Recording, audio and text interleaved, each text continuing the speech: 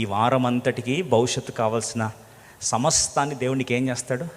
Prepare చేసి ఒలిచి నీ చేతిలో పెడతాడు.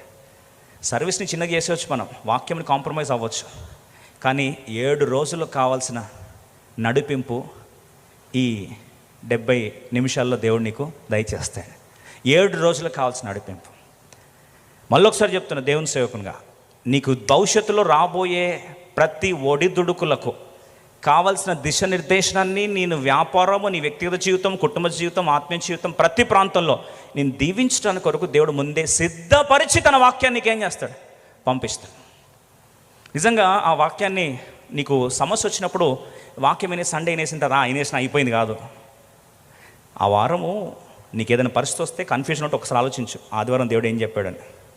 అందుకొరకే దేవుడు ఒక మాట అంటాడు, విలువైన వారు, చరిత్రలు మార్చుకునేవారు ఎవరు తెలుసా అండి? ఆయన వాక్యమును విని భయపడువారు ఎక్కడో వారిని నేను దృష్టి ఉంచాను. దేవుడు వారి స్టోరీ ఏం చేస్తాడు? మార్చేస్తాడు.